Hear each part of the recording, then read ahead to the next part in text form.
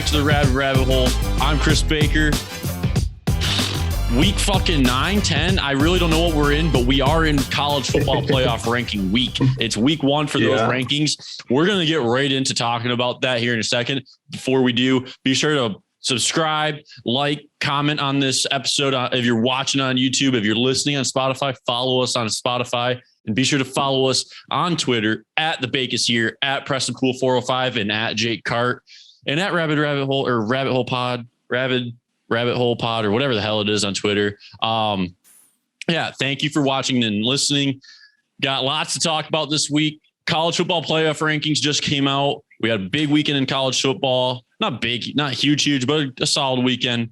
And I mean, it's week 1 of college football playoff rankings, which are the ones that matter, the ones that we've been talking about. I think we actually even mentioned it last week, saying like none of this matters. AP doesn't matter. That it all gets tossed out the window the second today happens, and today's here. What else is here is Jake. If everyone notices, Jake is wearing a hoodie. What else is here? I also have a hooded shirt, heavy shirt on, and what's here is fall. Fall is officially here. Fall is upon us. We have reached the days where, and I know here in Oklahoma City next week, it's going to be out in the 70s, but for the time being, the last week, fall has been here. It's been like 45 to 55 and maybe even peaking up on that 60 range, but it's been fucking beautiful. I love it. I love being able to put a long sleeve on and not break a sweat. Jake, I know, is out there. He's in the tundra right now. And he's reporting live. Well, not live, but you know what I mean. College football playoff rankings. Preston, number 8, dude. Number fucking 8. You said just before we got on, you said you had mentioned that you didn't think you'd be top 4, but you were surprised about number 8. Let's hear your initial thoughts, because I think that's the one that sticks out on everyone. We'll talk about a couple more, but that's the one that kind of sticks out. That's where everyone was like, all right, what are they going to do with OU? Yeah, I mean, look, they have the backloaded schedule to propel them into the top 4 easily if they win out. Like if OU wins out, they're going to be in the playoffs. That's just 100%. How things work right here. And they have the backloaded schedule. They play Baylor, then they play Iowa State, and then of course Bedlam to end the season. So I'm not going to sit here on November the 2nd, the first playoff committee rankings, and be pissed off about my team's ranking at number 8, because it's just not going to do any good. Now, if they go out and they lose a game or two, then that just proves they should have not been in the top 4 right now. But look, they haven't beat. They don't have a ranked win on the schedule right now. I know they beat Texas when they were ranked, and I think another team might have been ranked, but I can't remember. But I mean, look, they're at number 8. Every time they've made the playoffs, they've been around. I think I saw a tweet. Their average ranking is number 9. So there's nothing to sit around here and be just pissed off about because OU's ranked out of the top 5 or out of the top 4. So I think, they're the only 9-0 team in the country sitting at number 8. I've already seen a couple of players tweeting. They're not too happy about it, but that's their job to go out there and do something about it, because so far this season, they've really only played like a game or two that has really been worth a shit. So. Yeah, 100%. I mean, I think that was OU sitting at number 8. It's exactly what you said. If they win out, they're in. Like it's no fret, no worries, no question. But now they're sitting in a spot where they might only be able to afford to drop 1, maybe not even. And if that 1 is to Oklahoma State, if they finish out and run the table, and Jake, you obviously are going to talk about that here in a second, because you guys got ranked number 11. You guys are in a better spot to have that 1 win and go into the playoffs as a Big 12 championship, where I think OU, even if you win the Big 12, I think if you take a loss this late in the season, depending on who it's to, if it's a Baylor or OSU, potentially, but if it's to Iowa State, who's not ranked this weekend, and I don't know who else, is that the last 3 games right there?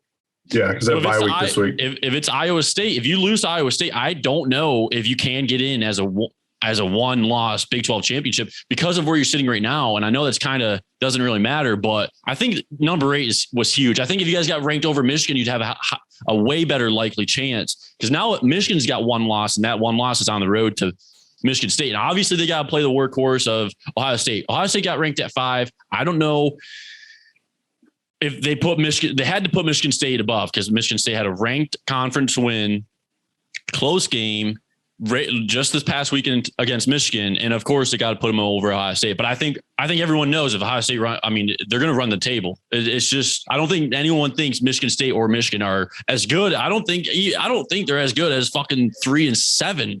I don't think they are. Yeah. I mean, I think Preston, you touched on it last weekend that they probably don't even deserve to be in the top 5, top 8, whatever it was. I think that still remains true. I think they've only played, the best team they've played is each other. And they're not that great. You know, there was a great game, but they're mediocre teams. I don't know. That was like super unbiased if you've heard that. But Jake, let's hear your thoughts because you're sitting at number 11. I mean, I think that's a pretty good spot. You got Baylor right behind you, who you've beat, and they had to put you above them because they respected head-to-head matchups because they put Oregon above Ohio State, which stupid because Ohio State's the only team Oregon's played. But I guess they got to respect that head to head, you know, I mean, they did that to the ultimate force. But Jake, Oklahoma State, number 11. What do you think? The thing is honestly, I could be wrong about this, but I think in every poll we are 11. I think the AP poll we're 11, the coaches poll we're 11, the whatever John Boone poll we're 11, and now the college football playoffs we're also 11. So we're just 11 across the board. I guess everybody has consensus. They all just agree we're 11. I'm not really sure about that. There are some weird ones. I think Bama is kind of a weird number 2. They really struggled this year. The Florida game, they lost to A&M. I mean, they're giving them a lot of respect. The thing with OU is OU kind of did it to themselves. They trashed the Big 12 in the beginning of the season, and then this is kind of the results of it. I mean, the AP poll has been giving OU a reach around for a century. So, you can't really go off the AP poll because, you see that every year of OU fans tweeting the AP poll of, the past 50 years or whatever. But, there's a lot of strange, weird things here and there. But I'm not too upset about 11. I mean, the thing is I think our schedule was good because we've already gotten Iowa State out of the way. We've already gotten Baylor out of the way.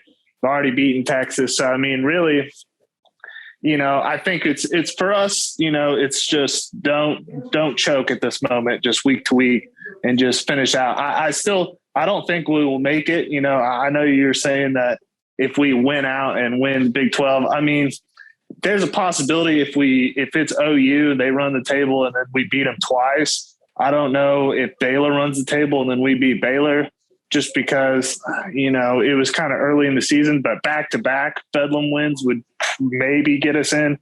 It's really tough for Oklahoma State to have one loss to get in the playoff is going to be on the struggle bus, especially with, they don't have Cincinnati a problem putting a one-loss team in, though. They clearly don't. They obviously Bama is like a different type of one-loss team, but still one loss. It's kind of one of those things, though, that it comes down to what happens to Georgia and Alabama and the SEC, and then what happens to Michigan State and Ohio State and the Big Ten.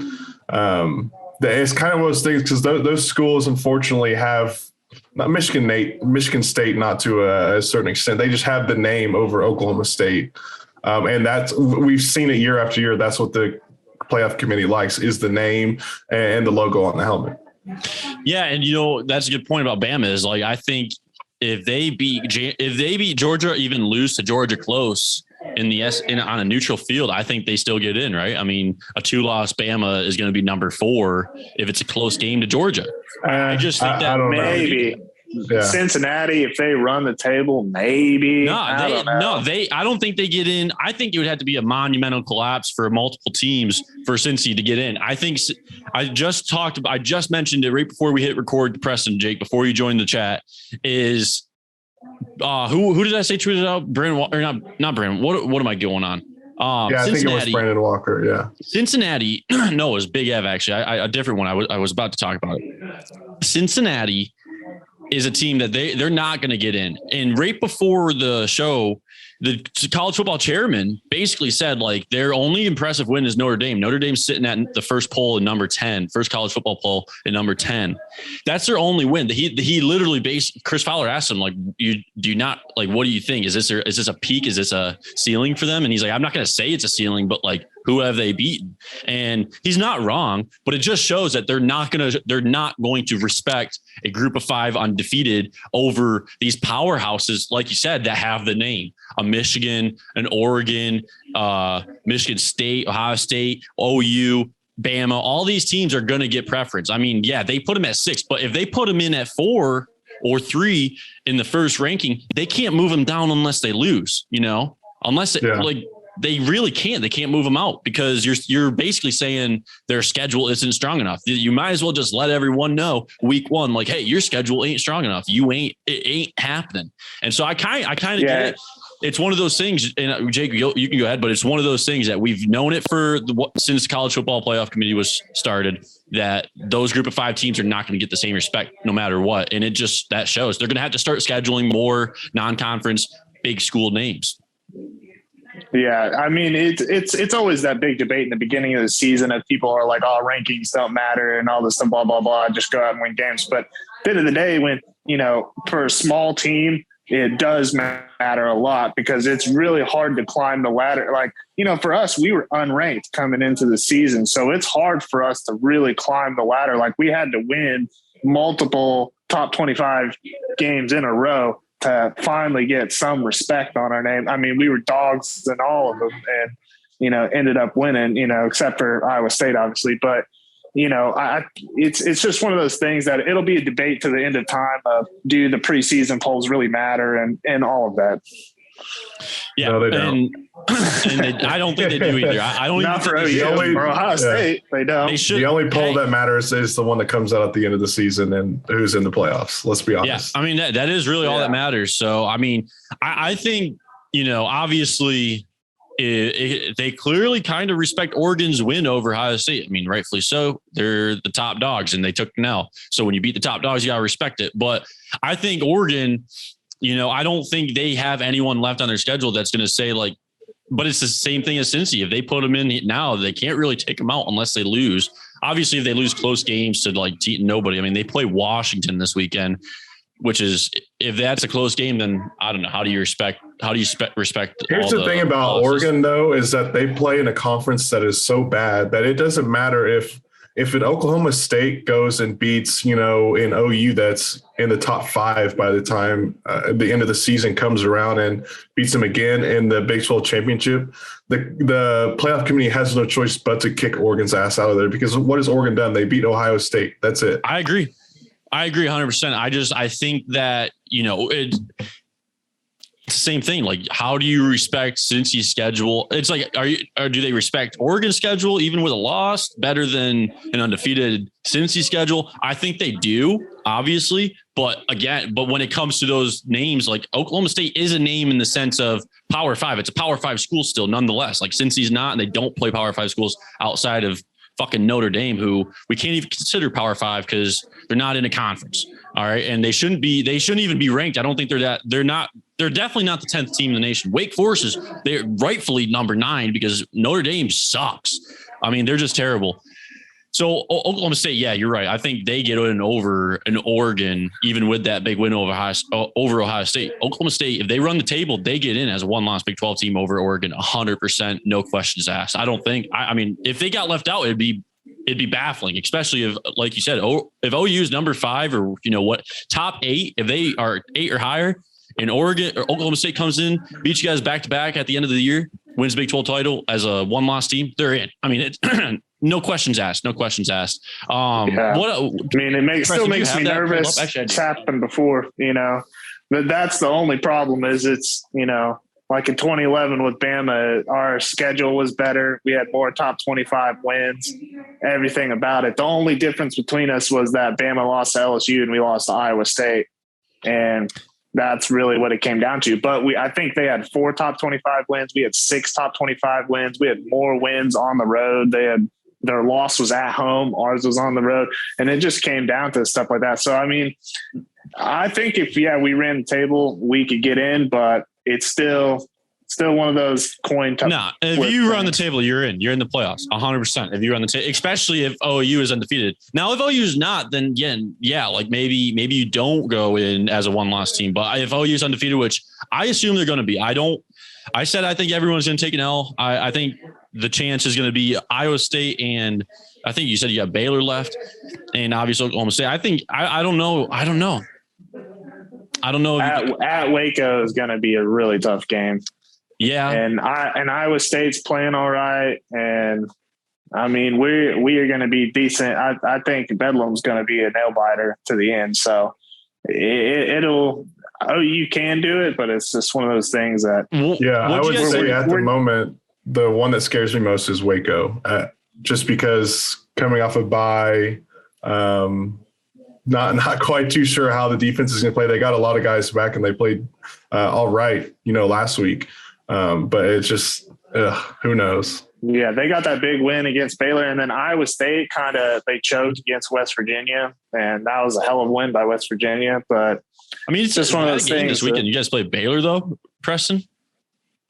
Yeah, bye week this week, and then next week at Baylor. So you're on bye this week. Okay. Well, I mean, if Baylor stays number 12, I mean, like you said, you start bolstering your resume because you got top. I mean, I think Iowa State, if Iowa State plays Texas, I don't know if that's going to be considered a good win. I personally don't think so. But if Iowa State beats Texas and a couple other things happen, which there's been top 25 teams losing, I mean, it almost seems like every week. And so if they beat Texas and something else happens, I think they're going to end up being a top 25 team.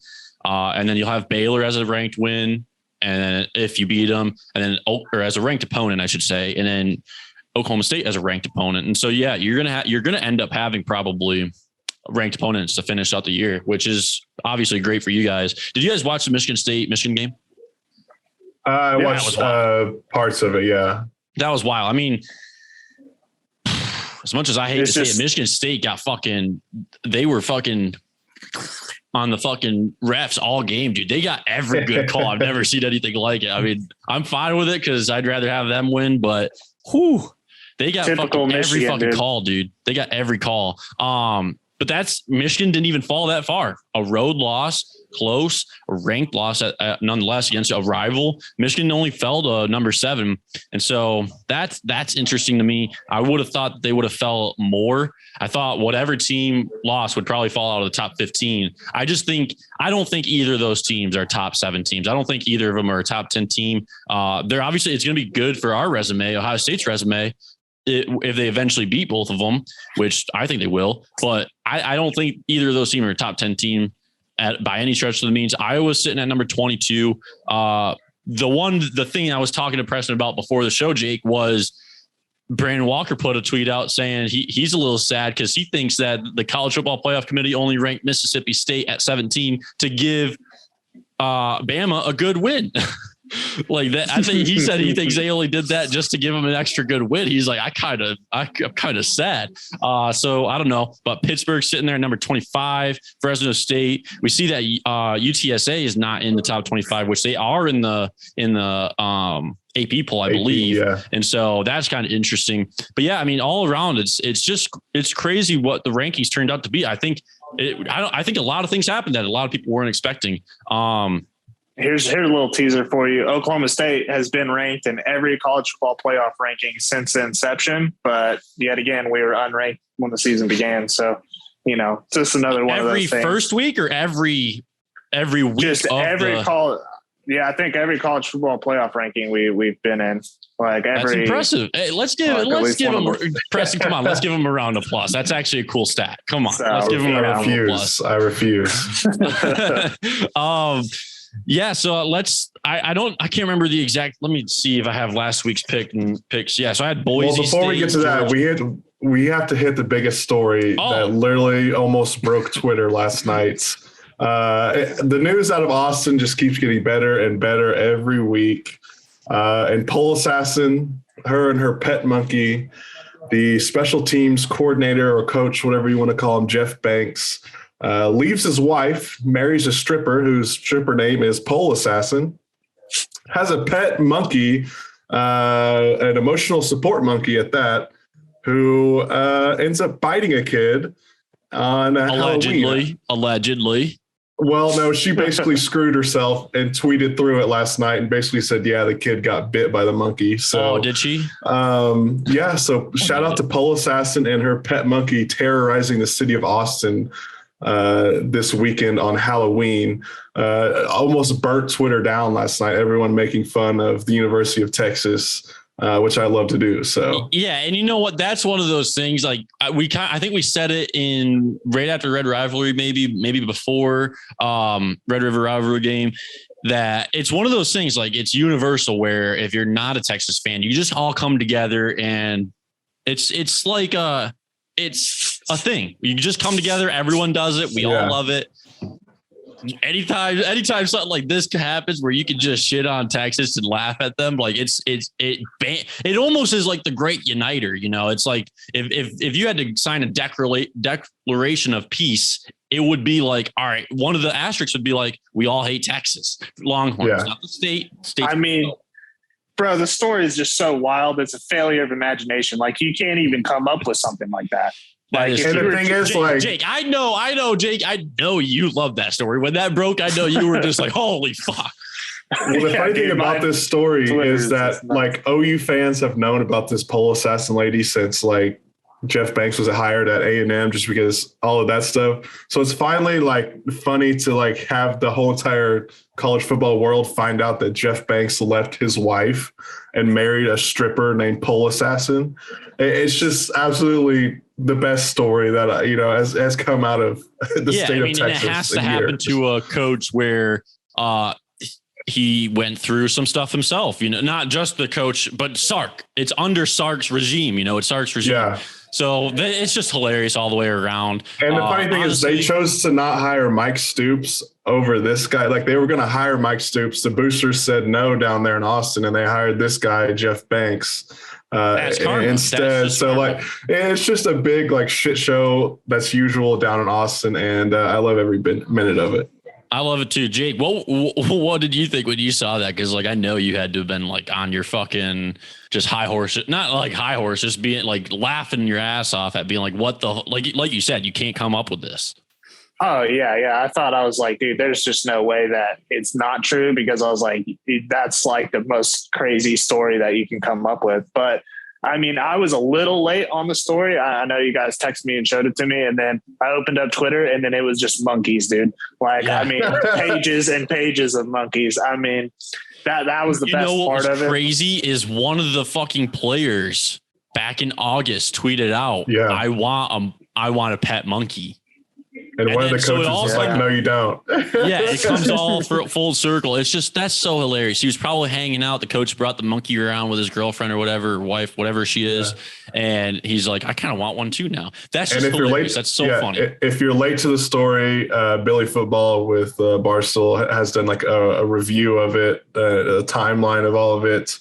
And if you're an OU fan or a person in the Oklahoma City area, I'm sure you follow Eddie Radosevich. Yep. He put out a nice report earlier on Twitter today about it. So check all that out and get up to date on Pole Assassin and Gia, her pet monkey. That's crazy. Another thing that I think is kind of a sidetrack, but another thing I think everyone can get it behind, and this is not just one team versus everyone or the world. It's actually like the world versus an institution. Can we all, like how we all do horns down?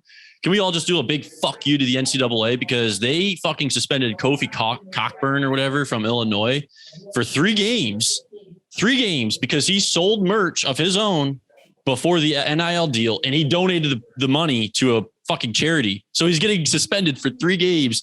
It happened like 2 weeks before the NIL became a thing, and they're suspending him for 3 games. Mark Few Too Many up in fucking Gonzaga drove like under the influence and is only getting 1 game. So fuck you to the NCAA. That's such bullshit. Honestly, I had to say that. That's such bullshit. Yeah. So if you guys have anything to say on that? That reminds me kind of the one that pissed me off. It was a real long time ago. It was Jimmy V. Jimmy V bought like baby formula for one of his players, had a kid, and the NCAA striked them for it and stuff. And everybody's That's like, insane. They're such a dude's feeding the kids. Like, they're such a bullshit institution. It's fucked. Anyway, let's go and talk about last week's picks, what we went, and then we'll get into this week's picks and some other stuff. I actually got some news I got to talk to you guys about. I got to have it like we're going to go in when we do the next segment with NFL and NBA and stuff. We got to have a secret talk, the three of us. But let's get into last week's picks. I went 2-1. That puts me at 20-13 on the year. I went 2-1. I had my camera just went out. It'll be back in a second. I had Boise State -2.5. They took a win. Georgia -14 over Florida. That was a dub. And SMU took an L at +1 against Houston. They actually just lost that game like by fucking a lot. So I'm at 20-13 on the year, 2-1 on the week. What did you go, Preston? Unfortunately, I went 1-2 last week. Not good. Back to my under 500 ways. I'm now 14-15 on the season, but I had the over 62 in that Cincy versus Tulane game.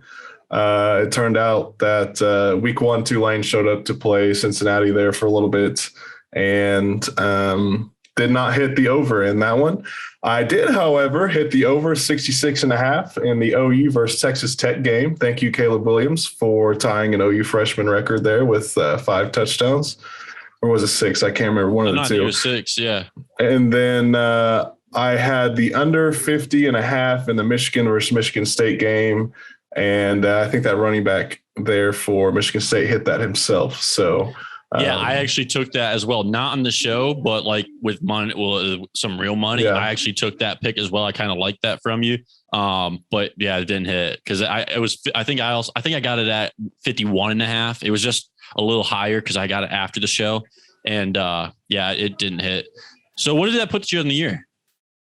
I am 14-15, so one game under 500. 14-15. Jake, what are you at? What did you go on the week, and how'd your picks you? Let everyone know. Just keeping up the trend of being terrible this year. I went 1-2. I took game day like I do every week, which I took Michigan. Michigan State ended up winning, so obviously that didn't hit. The one game finally OU covered. I took Texas Tech +20, even though I knew they fired their coach, which I was like, yeah, but Texas Tech screwed me. And then I faded Tulsa, and then they actually almost went to overtime. Or did they go to overtime? I remember it was a crazy game. I watched it, but I can't recall exactly what the score was, but I had Navy +11. So that obviously hit. So that was one. I went 1-2, and I'm 9-16 with a push overall. Wow. All right. So we are going to I am just going to have to redo a whole segment we did like 2 weeks ago because I forgot to put it out and it was all jumbled. Right here, right now, starting, boom. This season, I need you to vote on one of these two options. You're going to see this on Twitter. You're going to see it on Instagram, TikTok, wherever you see this or hear this. I need you to vote on 2 options. The loser, Jake, probably is going to have to either drink nasty flavored soda that we get up from that Pops up in wherever it is, up in Edmond or whatever, or we're going to get some nasty flavored jelly beans, and the loser has to eat some nasty flavor, like 3 or 5 or whatever's in like a little pack, a fun pack of nasty flavored or random flavored jelly beans. Vote on this, please. Hit the vote button. And if you do want to vote, but you have a different idea, put it in the comments below, whether it be on YouTube, Twitter, TikTok, Instagram, comment and let us know what you think the other option should be. But for right now, it's going to be nasty flavored soda or nasty flavored jelly beans. Vote on that. Going into week 10. Do you want to talk about the OU Texas Tech or OSU Kansas? Let's do that real quick. We got 10 minutes on this segment of Zoom meetings, and we'll get into some picks. So yeah, how was that? I mean, I feel like, Preston, you don't have much to say on the game because, well, maybe you do actually because of the Spencer Rattler thing, but 6 touchdowns by Caleb Williams. I think that's just like, all right, like it's almost a non-talking point because they just did what they should be doing. Yeah, it's like the first game all season that they actually did their job and went out and won a game on both sides of the ball. They moved Key Lawrence from safety to cornerback, which I think really is something that had worked for them very well, and I think they should keep doing going forward. He was able to, shut down some of those receivers. And I'm just kind of sick and tired of having to watch Monday nights and seeing OU defensive backs on You Got Mossed. So I would really appreciate if they didn't do that anymore. But on offense, I mean, they had things going. Tech shut down the run game, and Lincoln Riley said, all right, we're just going to throw it all over the yard on you guys. And that's what they did. Had 2 receivers with 100 receiving yard or 100 yards receiving. Williams threw 6 touchdowns. Rattler came in 5 for 5, a touchdown. Looked like the Spencer Rattler at the end of last year. I don't know what that needed. I don't know what this guy I'm getting benched. I don't know what it is with him, but anyways, OU wins there. That's basically right, what I have to say. I do have something to say on Spencer Rattler. I don't see OU fans shit on him. Not you, Preston. I know you didn't really shit on him. But OU fans in general, I mean, you've probably seen it. Shit on Spencer Rattler, and he comes back, makes one fucking little drive as a play, and they propped him up. They prop him up again like he's a new recruit, being like, this is the second coming of Jesus. And then they put him back on the bench. It's like, what do they do? Like, what are OU fans doing? I mean, I don't get it. I know it's not you specifically, Preston, but as a whole, I don't get the whole OU fandom or fan base with the weird connection that they have with Spencer Rattler. It's weird. It's a weird, love-hate that everyone has amongst each other. I think it's just one of those things that he got recruited for so long and was supposed to come in and be the next Baker Mayfield / Kyler Murray, and ended up, towards the end of last season, he looked like he was trending, that way, going to go into this year and contend for a national championship, and then, obviously just shit the bed. But I mean, I think now that, he's for sure the backup, and Caleb Williams is going out there and getting, weekly awards every single week.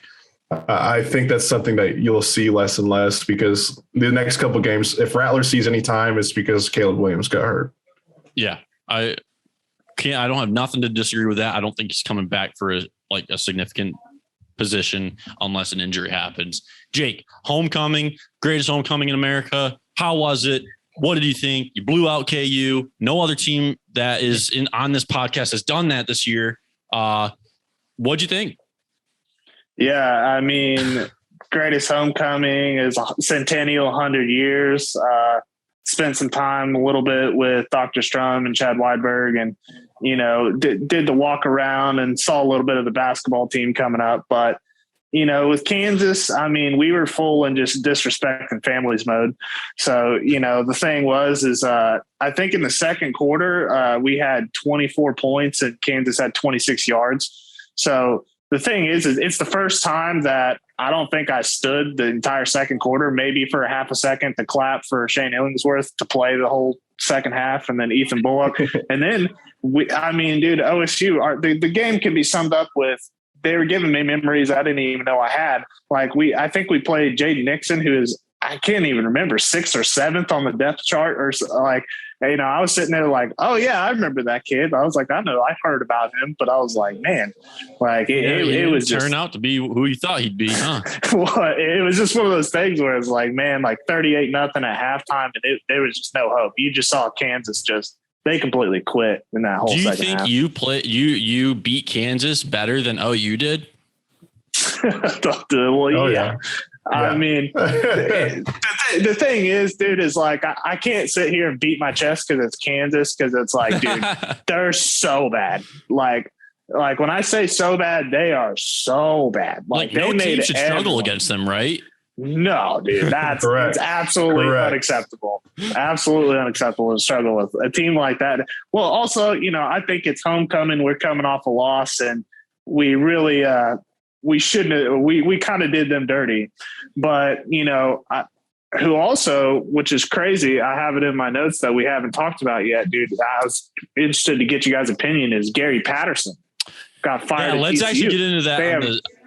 When we restart our segment, let's get into the Gary Patterson. Okay. But real quick, let's actually get our picks in just to get them fresh on the energy, and then we'll open up the next. We'll come back with. I mean, you as the viewer or listener doesn't know, but for us, we'll come back in as with Gary Patterson. But let's get our week 10 picks in real quick. I'm going to go first, just knock them out. I'm taking Wake Forest plus 2.5 against UNC, number 9 in the first college playoff rankings this week. I do think it is a letdown game, because I think Wake Forest are you expect them to lose. You don't expect them to go undefeated. They shouldn't be number 9 in the grand scheme of things, but that could be a letdown game. But I'm going to take them at plus 2.5. I think they get at least one more win out of them before their team, the depth chart in the season, starts playing a toll. SMU, I'm going to try taking them again this week. I don't think they go 2 losses in a row, especially against Memphis. -5, SMU -5. This week, West Virginia, Oklahoma State game. I'm taking -3, Oklahoma State. I just think you guys are going to end up running the table into Bedlam, and end up being just one loss into Bedlams. And then Iowa State -6.5 against Texas. I mean, let's just be honest. Texas having a bad week. It's not going to stop now. It's going to stop Sunday morning. Maybe not even stop. Just, it's going to reset Sunday morning. They're going to continue to have a bad week. So -6.5 Iowa State, -3 Oklahoma State, -5 SMU, and +2.5 Wake Forest. Preston, you hit us with your Week 10 picks. Yeah, I have the over 66 in the Bama versus LSU game. I think that one should hit. And then I won't really talk too much about the next two picks because unfortunately you have the same game. So OSU -3 versus West Virginia. I have that. And then I also have SMU -5 versus Memphis. SMU's been good to me this year, so I'm going to keep riding them. Those are my picks this week. Gotcha. Jake? Wow. Both of you guys took Oklahoma State. That makes me nervous. But yeah, so typical, I always take a Friday game. So I'm taking Virginia Tech against Boston College -3. I think Virginia Tech's a pretty good team. I mean, Boston College is not bad, but Virginia Tech, I believe, is just a little bit better. Should be able to get the win there. And then, honestly, like I said earlier with Gary Patterson leaving TCU, I'm taking Baylor 6.5. I think TCU is the time for them to collapse, just kind of like Texas Tech did. And then I know I shouldn't do this. This is a horrible decision. If you should fade this pick, but I'm taking Tulsa +22.5 against Cincy. Cincy played really bad last week. Tulsa played bad, but Tulsa somehow, someway always gets a little sneaky thing, and it's college game day. Maybe they get juiced up for the game and make it somewhat close. Day? Yeah, Tulsa, college game day is at Cincinnati. First time in history. Wow. If they've ever been to Cincinnati. I was just about to ask you what your game day pick was. So that answers it. All right. That is our Week 10 picks. It looks like Preston and I are riding the train together this week for the most part. He's got 2 of my 4 picks. And what was your other pick, Preston? What was that third one? That over? The over in the Bama LSU game. Gotcha. Yeah, I could see that one hitting. But yeah, so we're both riding SMU -5 and Oklahoma State -3. I just think, like you said for SMU, they've been riding for you, but I just think it's like one of those games. They're not going to lose 2 in a row. They just don't seem like a team to do that. And Oklahoma State, I just think they do go into Bedlam as a 1-loss team. So we're going to get right into NFL right now. All right. As you can see, Preston had to bounce from the show. He had some stuff to take care of. We're going to keep the show rolling into some NFL and some NBA talk and some other things. But I got a random fucking thing I got to ask you about, Jake. And this happened right before the show as I was eating dinner with my lovely girlfriend, Caroline. She fucking said something that threw me off way out. I don't know what the hell was going on. I fucking almost thought I was dreaming or something. She said that Greek yogurt is basically sour cream. Have you ever heard of such a thing? I've not heard that. I have not either. So if you don't have much to say, we'll carry on. I know that there's like bacteria in yogurt, which is kind of weird. All right. If that's the only thing that you know is a similarity, then we'll just fucking move on. But that was a wild thing. I didn't think I'd hear something. I didn't even know I was going to hear that today. Let's talk about Gary Patterson, because that was an interesting thing that happened this week. Gary Patterson out at TCU, effective immediately as of what, Monday? Yeah. Done dirty, dude. I mean, here's the thing is Gary Patterson was the second longest tenured coach in all of college football. I think he coached there 18 years. I mean, 20, I think it was 20 or 20. Yeah. 20 years. So he's right there behind the Iowa coach. And, I mean, for God's sakes, they have a statue of him outside. Like, how do you fire somebody in the middle of the season? You got a statue of him.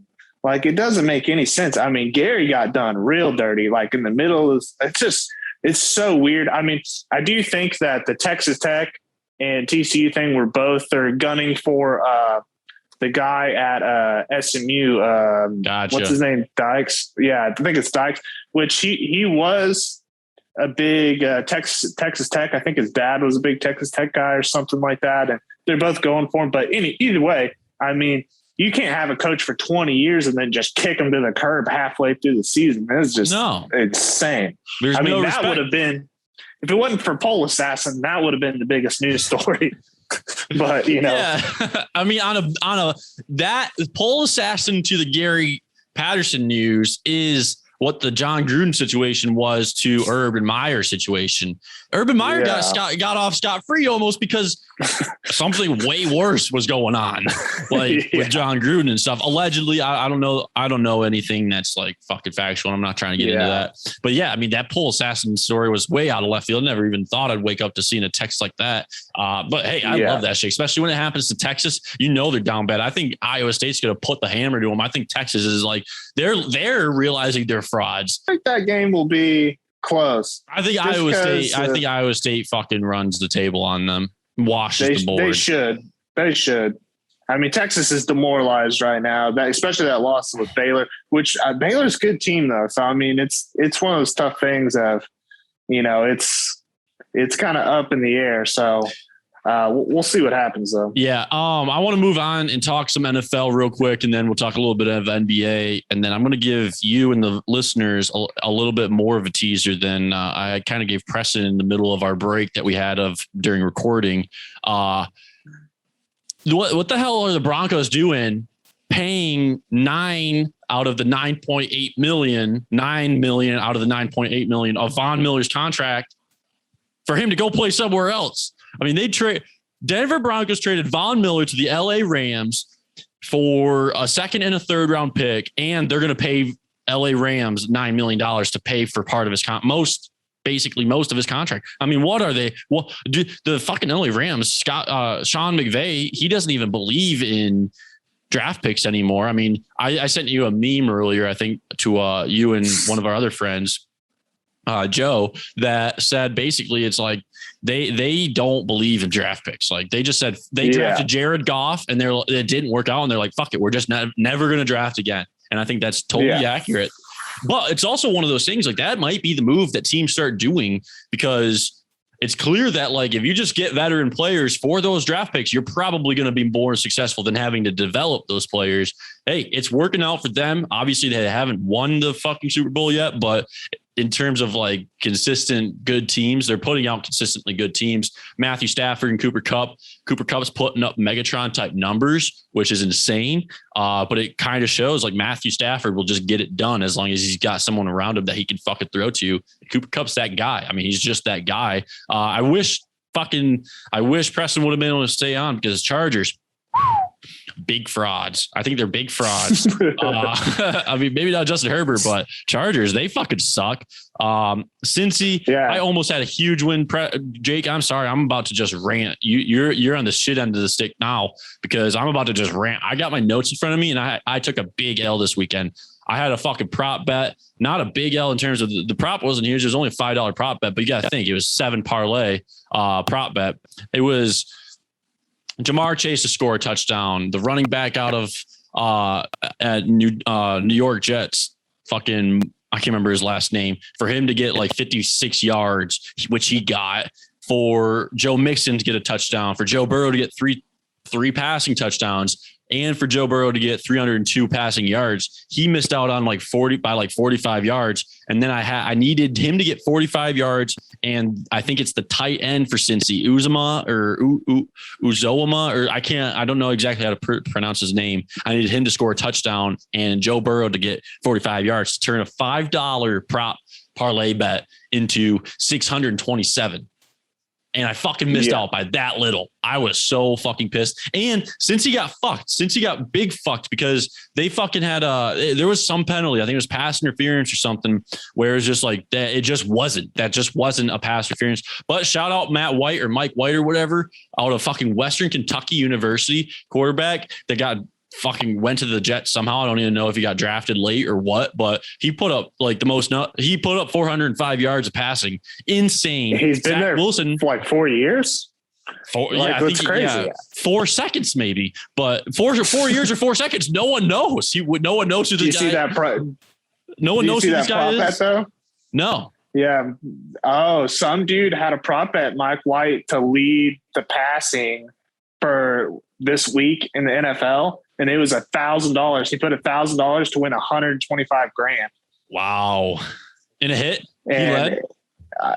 I'm pretty sure because it was Monday. Yeah, I wasn't sure. It was up to the Monday night game. If it's a Monday night, if somebody threw more than 400 yards Monday night, then he didn't. Last night, no, the Giants fucking fumbled the bag. They could have beat the fucking. I had the Giants, dude. The Giants, but the Chiefs, they should have lost the game. I didn't watch the last quarter or so because I was fucking tired. But from what I was gathering from the Clem report, shout out Clem, and some other Giants fans I follow, is the Giants just fumbled it. I mean, not literally fumbled the ball, but they just like dropped the game. They dropped it. Yeah. It was sad though. I'll say about the Von Miller thing. I watched the video of him leaving. They caught him leaving the parking lot because Von always said he wanted to retire as a Bronco, and he was just, bleeds orange and blue, and he was like tearing up, crying, like I didn't know that this was going to happen. That's how great of a city Denver is. I've been saying it. Yeah. Rocky Mountain High. Denver is fucking lit, dude. Denver's the best fucking city I've ever been to, and I've been to quite a few cities. Not quite a few. I've been to a few fucking nice cities.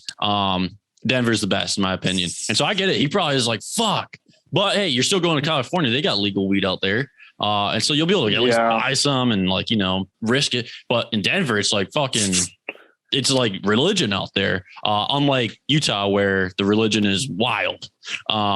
Speaking of wild things that are similar to religion, religion is like follower based. You're dedicated. You don't really deviate. Speaking of deviation and denouncing fandoms, I am considering denouncing my fandom to a certain team and realigning myself with a new team in a certain league. Oh, wow. And I think I'm going to announce that next week. What do you think of that, Jake? I know I'm not giving much details, but what would you say to that? I know I never in my life thought I would do it too. I have my reasons. I think if I lay them out properly, I think people will understand. But yeah, I never thought it'd come to this too. But I think I am going to be denouncing or recusing myself from a fandom of a certain team and realigning with a different team. That's interesting because I just can't. I mean, that's wild. That's an insane thing. I don't know if I could ever do that. I mean, it has to be something, and it can't be. This is what's going through my head. Can't be Ohio State, and it can't be the Yankees. Those two are just too solid in your mind. So it's got to be something else. Probably, I'm thinking NHL or something, but it really could be anything at this point. But yeah, I mean, that maybe NBA. Maybe it's NBA. That's probably what it is. You're probably going to renounce the Lakers and be a Thunder fan or something crazy like that. Just on the premise of what I'm considering as a fan of teams and specifically one, what do you think of that? Like when you hear that, like what do you think as a fan to another fan? Like this is, I'm in the trust tree right now. I'm in the trust tree. I mean, it's one of those things that, that's why I'm such a big college fan, is because in 100 years, Oklahoma State will always be in Stillwater. Doesn't matter, what league they play in or what everything like that. Like they're not going to pick up and leave. And when you get into pro sports, I was talking about this the other day with somebody. Imagine being, a St. Louis Rams fan, and then they pick up and they fucking move to LA or we talked about that on the show. Yeah. So it's like one of those things where it's like, I kind of get it if it's pro sports because you don't really technically have ties to that organization. And at any moment, that organization can just pick up and be gone. So, when it comes to pro sports, I kind of get it. But college is like blasphemy if you switch teams in college. I will say I'm not leaving the Ohio State. That's kind of why I wore this hat. I wanted to make sure that was clear. And I'm not even saying that what I'm talking about is going to happen. It's something I am considering. It's something I've thought about the last couple days. Maybe it popped up in my mind a couple weeks ago.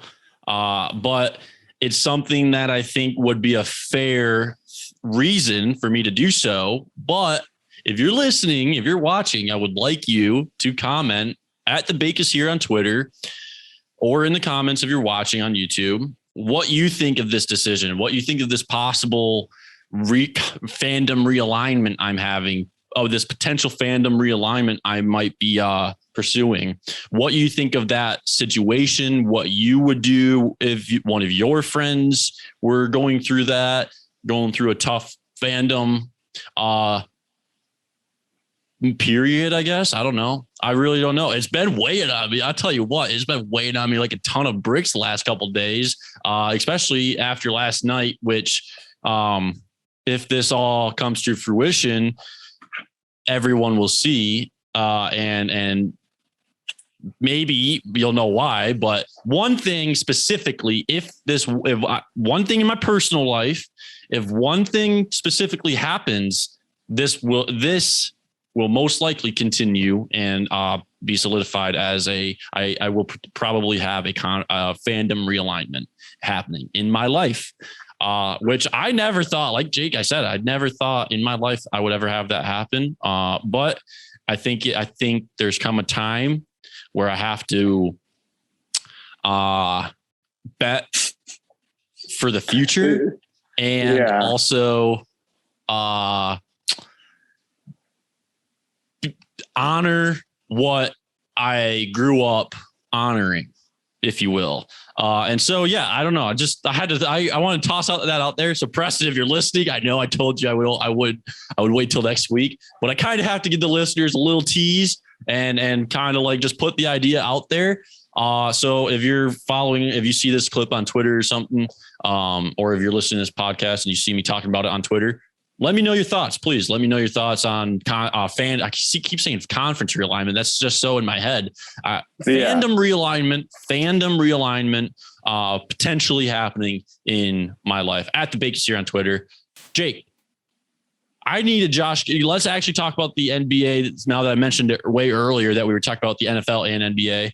Josh Giddey, I needed him to get 20 points, 6 rebounds and 6 assists. He got 15 points, 7 rebounds and 5 assists because I had a fucking prop parlay for him and he didn't hit it. Yeah, and I would have put out basically that spiel I just gave. I would have condensed that into a Twitter post and put a teaser out if he would have hit that. Do with that with that what you will. I don't know if you want to take that for a hint or whatever. I mean, here's what I have to say about that game is that if the Thunder were a playoff team, I had money on the money line too, by the way. I had money on OKC Thunder money line. They missed by 4 points and they were, I think, like 11-point dogs or something. Well, the thing is, I think we were up 9 with like 4 minutes to go or 5 minutes to go or something like that. I mean, what I was going to say is that if we're a playoff team, like they would have got roasted today for, Beverly having that turnover late and, just sloppy play. And I mean, just choking like that is just unacceptable to a team that, the Clippers, I think, are struggling right now. I think PG really carried them. But, honestly, dude, if PG doesn't play well, the Clippers kind of struggle. Like they're not looking the best. Yeah, dude, they were going into the night, they had the same record as OKC. Going into that game last night, they had the same record as OKC. They were 1-5 or 1-6. Like they were favored by like quite a few. And I think the money line, OKC was like, I almost want to say they were like +2 or 300. I'd have to double check because I actually put money on the game. But like it was a little bit far off. And I was like, wait a second, like Clippers aren't much better than OKC. Like they really on paper, they don't look much better and Kawhi is out. So of course they're definitely not much better because Kawhi is out. And so I don't know. I just put a little money on OKC. I don't know. What else you got to talk about, Jake? Other than Gary getting what happened? It was a pretty crazy week. We didn't talk about when I left the podcast, I got host, but we didn't really host. Wait, let's talk about that. I don't remember that. You don't remember? I had to leave early in the podcast one time Yeah. And then you guys hosed me right when I left. And then now Preston leaves and we didn't really hose Preston, even though Preston didn't get the sneak peek, thing that you got going on. But also I don't know, like, I don't know if you've gotten this far, you probably already heard the segment, but I mean, we kind of did hose Preston kind of to his face because you washed the fucking dishes with a fucking KU. You guys fucking took it to the dry cleaners. I mean, you didn't do that. Now, neither has Ohio State. Only one team on this podcast has blown out Kansas this year, and only two teams have played them. Yeah, I mean, the thing is, dude, is like it's Kansas. Like it's one of those things that's. I mean, the thing about OU is really like because they have Oklahoma on that chest and they get respect. Like they honestly shouldn't be ranked very high. Like all these OU fans were freaking out about the 8th ranking, but it's like, who have you beaten and by how much? Like you really struggled all year. The only team you blew out is Texas Tech when they fired a coach. Like it's not the most impressive win ever. Yeah. I think it's a proper ranking because like Preston said, if they win out, they're in. They're backloaded. So I mean, if they win out, they're in. But I think if Ohio State wins out, they're in. If Ohio State wins out and Oregon wins out, Oregon's probably going to have to get put in, huh? I mean, they're clearly respecting. If Oregon wins, well, that's the thing. That's the beautiful thing about being ranked where they are right now is that basically if they win out, they're automatically in because they already in. So, but you can't. It's so hard to drop them if they don't lose, and then Ohio State just smokes everybody. I mean, the good thing about Ohio State is you got Michigan and Michigan State. Yeah, that's exactly what I was about to say. I do think if Oregon only wins out, but they're all like insanely close, like because the eye test matters. The eye test, it's been proven before. Ohio State got in based off eye test. What was it, 2018 or whatever, 2019? Ohio State got in based off the eye test. So that is a factor. If Oregon only wins by if Oregon wins out, but they're all ugly wins, they're all completely terrible. Like clearly they shouldn't have won them. Didn't you get in? You got in last year and then it was the controversy if you didn't play enough games to make the Big Ten. Yeah, but we could say that about a lot of fucking teams. We could say that we could be like, well, Bama didn't really play anyone because Bama played like teams that they had players that didn't even play, and so like it was a whole. I don't even count last year. But yeah, I mean, Ohio State's gotten in. Ohio State's gotten in based off the eye test before. So I think if Oregon, or my point is Oregon can get left out if it's based off the eye test clearly. Like it would have to be like clear, but I do think if they win really out handily, they're probably going to get in over Ohio State, but they could both get in. Ohio State and Oregon could both get in easily. I mean, the real wrench in the whole thing is if Bama loses. If Bama loses to Georgia, they're basically out. Georgia's in. And then I don't think anybody from the ACC is getting in. So you have the one SEC team and then Oregon maybe. So you'd have one Pac-12 team. We should have done this with Preston. What do you think is going to be the Final Four? Just on a whim, first week of college playoff football rankings, who do you think is the Final Four as of right now? Yeah, I think Bama wins out. They find a way to do it. No, just give me your top four. Whatever you think the scenario is. Like here, I'll say, for example, I think it's going to be Georgia, Oregon, Ohio State, OU. Yeah, I think it'll be Bama, Georgia, Ohio State, and Oregon. No, I think if Oregon and Ohio State are in, if they're both in the playoffs, I think they're ranked 2 and 3. I think the committee will make them play each other, and then it'll be like, all right, in the order. It will be. I think it will be if Oregon and Ohio State both get in, they will play each other in the first round because it will be like, all right, one of you two should be here. Prove yourself to which one it should be. Here's your problem though. If Bama and Georgia both make it, how do you rank them? Yeah, I know. If Bama and Georgia's only loss would be to Bama, who you would think theoretically would be number one. So then Georgia would have to be number 2 because their only loss is to Bama in the SEC title game against the number 1 team in the country. Yeah, that would make it tough too. That would make it tough. Then Oregon would have to play Georgia and Bama would have to play Ohio State in that scenario. Yeah. So, I mean, I think Georgia and Bama right now are looking good. I think if Bama can win out, then both Georgia and Bama get in. I think Ohio State can get in. And obviously Oregon is looking the best right now. OU is sketchy. I mean, that schedule in the back half is so hard. And if you just, all they have to do is drop one game and they're out. Like there's no, I mean, well, a 1-loss OU team. Well, I just think the thing is they have no good non-conference wins and their whole schedule is super close. So You're going to go back and look at Tulane and you're going to go back and look at Kansas and look at these teams. Like you guys barely skated by all this. Like the eye test is bad. That's the big problem with OU right now is your eye test is terrible. Yeah, it is. Well, I mean, speaking of terrible, the ending of this podcast is going to be terrible. It's going to be kind of a nonchalant ending. Be sure to subscribe, like, follow the podcast here on YouTube. If you're watching, Spotify, if you're listening, hit that subscribe button, whatever it is for whatever fucking platform you're listening and following us on. Please, please, please. It actually does help. Follow me on Twitter at The Bake Is Here. Follow Jake on Twitter at Jake Cart. He has been tweeting more, and I do like it. And follow Preston Poole at PrestonPoole405 on Twitter. Jake, real quick, let me hear your picks again. I have Friday night game, Virginia Tech -3 against Boston College. I have Baylor -6.5 against TCU, and I have Tulsa +22.5 for Cincinnati game day.